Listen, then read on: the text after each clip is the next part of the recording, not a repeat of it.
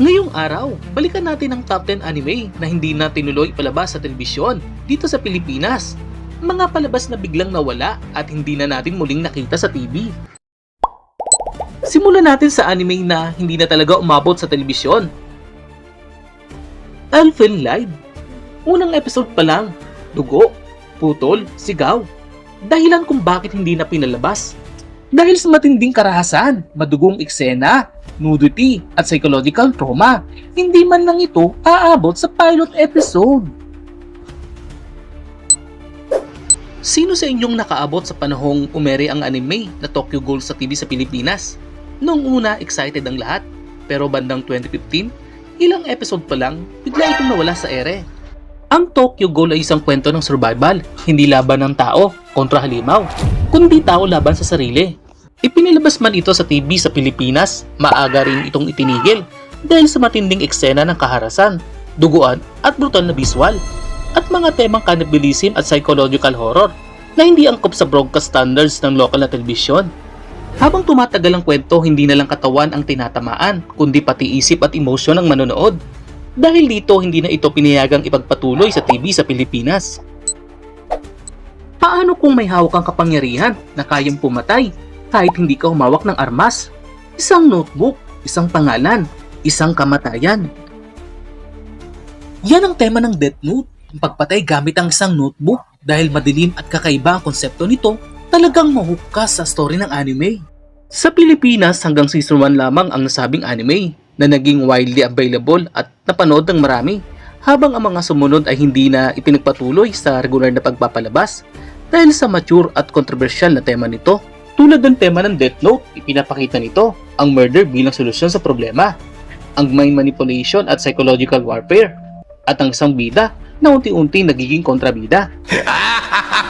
Sa ibang bansa tulad ng China at Russia, may mga documented bans at restriction ng Death Note matapos lumabas ang mga ulat na may mga estudyanteng nagsusulat na tinatawag na death list. Dahil dito, nabahala mga otoridad dahil sa madilim at marasa tema ng anime na maaaring makapekto sa pag-iisip ng kabataan. Attack on Titan, ang ika-top 7 na anime natin. At aminin mo, habang pinapanood mo ito dati, may isang tanong na pumasok sa isip mo.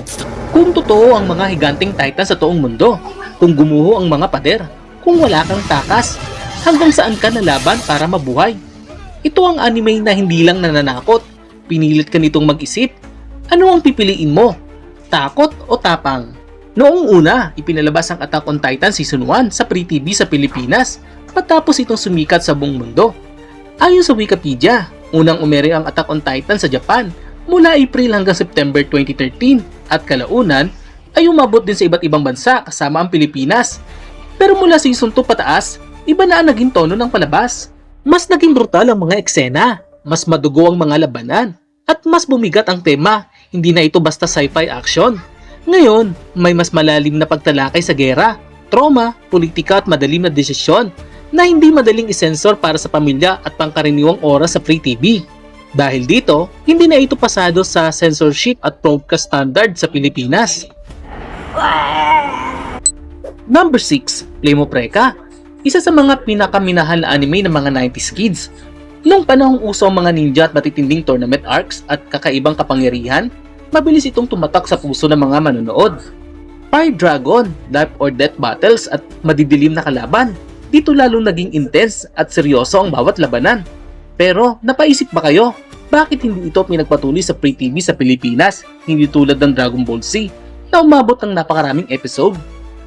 Noong 90s at early 20s sa Pilipinas, mas maigpit ang patakaran ng MTRCB pagdating sa kaharasan sa telebisyon.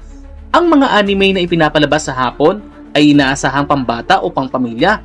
Kapag masyadong maraming eksena ng karahasan, dugo at brutal na laban, kailangan itong i-edit o i-cut. Sa kaso ng Flame of Recca, naging mahirap na itong i-edit nang hindi tuluyang nasisira ang kwento. May mga karakter na namamatay at may mga halos hindi na makaligtas. Dahil dito, hindi na ito pumasa sa family-friendly standard ng Free TV sa Pilipinas, lalo na kung ipinalalabas sa oras ng maraming batang nanonood. Bakit hindi na pinagpatuloy ang Flame of Recca sa Pilipinas? Habang tumatagal ang kwento, mas nagiging madilim at brutal ang mga laban. Mas madalas ang dugo at malulubang sugat.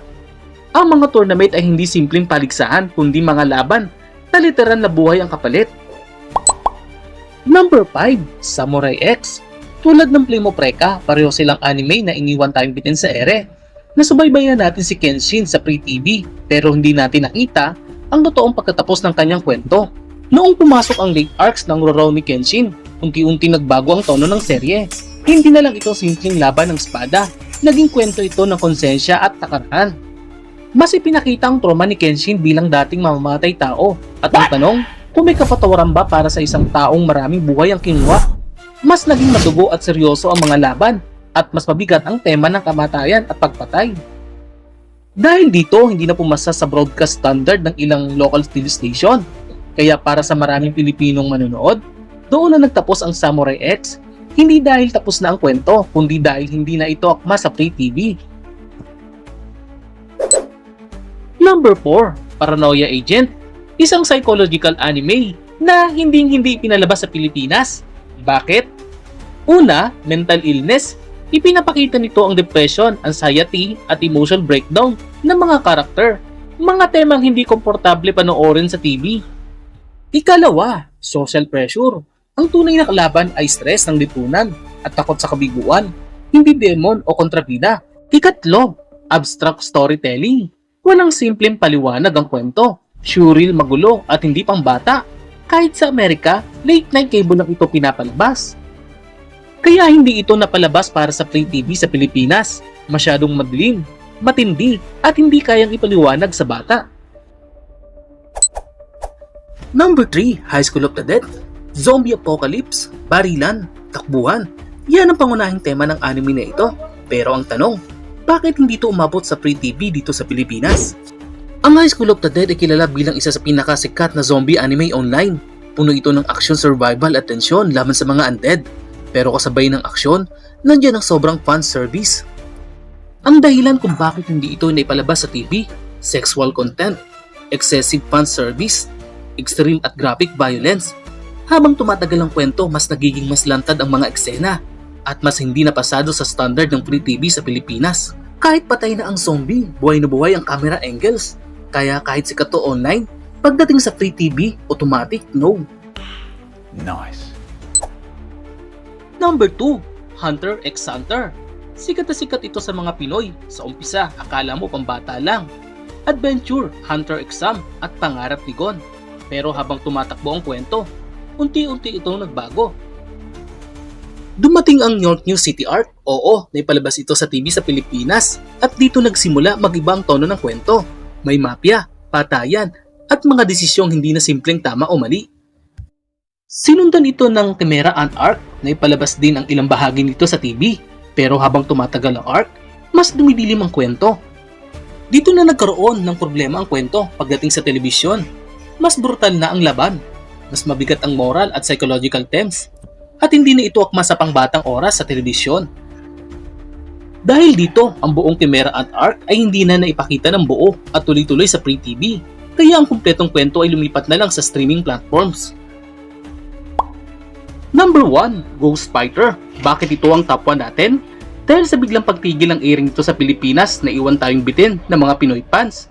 Walang malinaw na announcement o paalam at higit sa lahat hindi ito natuloy hanggang sa dulo sa Free TV. Isa ito sa pinakaminamahal na anime ng mga Pilipino. May aksyon, barkadahan at laban ng mabuti at masama. Pero habang tumatagal ang kwento, mas dumidilim ang mga arc. Dumating ang Chapter Black, mga demonyo, kasamaan ng tao at mga temang hindi na pambata. Kaya ito ang dahilan na bigla ang pagtigil. Mas madilim na storyline, demonic at violent themes, mas mahigpit na broadcast restriction. Inaabangan mo pa ang susunod na episode, nakaabang ka sa oras ng palabas. Kinabukasan, binuksan mo ang TV, ibang programa na, walang paalam, walang paliwanag, Ghost Fighter bigla na lang nawala. Hindi lahat ng anime ay pinalad na matapos sa TV, pero hindi ibig sabihin nakalimutan na. Sa puso ng fans, buhay pa rin ang mga kwentong ito. Kung nag-enjoy ka sa top 10 na ito, like, subscribe, comment. Anong anime ang pinakamiss mo sa TV? I-comment mo yan sa comment section.